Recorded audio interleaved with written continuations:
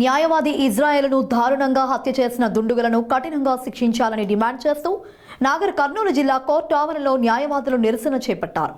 హంతకులను కఠినంగా శిక్షించాలని డిమాండ్ చేశారు.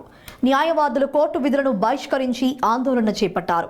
కోర్టు ఆవరణ నుండి రోడ్డుపైకి ర్యాలీగా వచ్చి జరిగిన దారుణ సంఘటనను తీవ్రంగా ఖండించారు. దుండుగులను శిక్షించాలని నినాదాలు చేశారు. న్యాయవాదుల రక్షణ చట్టాన్ని ప్రభుత్వాలు తీసుకురావాలని డిమాండ్ చేశారు. ఇలాంటి సంఘటనలు పునరావృతం కాకుండా ప్రభుత్వాలు కఠినమైన చట్టాలను అమలుపరచాలని డిమాండ్ చేశారు.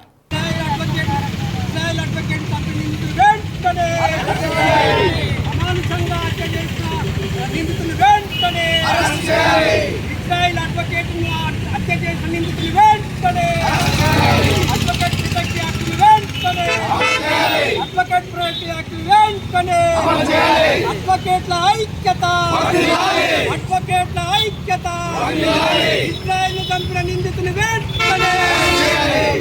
ఇజ్రాయెల్ అడ్వకేట్ చంపిన వెంటనే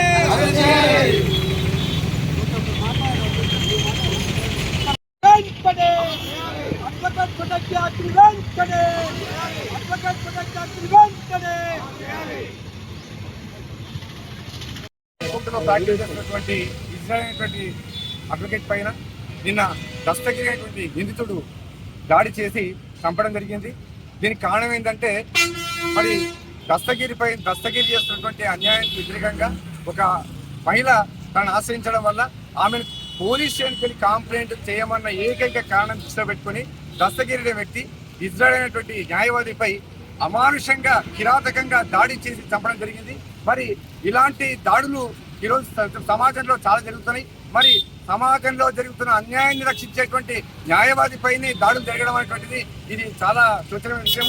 మరి దీనిపైన రాష్ట్ర ప్రభుత్వాలు, కేంద్ర ప్రభుత్వాలు న్యాయవాది పరిరక్షణ బిల్లును వెంటనే అమలు తీసుకోవాలని చెప్పి చాలా రోజులు డిమాండ్లో ఉంది. మరి ఇటువంటి చాలా సంఘటనలు కూడా జరుగుతున్నాయి. వామన్ రావు ఉదంతం కావచ్చు, ఇంకోటి కావచ్చు, మరి నేను జరిగిన ఇజ్రాయెల్ ఉదంతం కావచ్చు.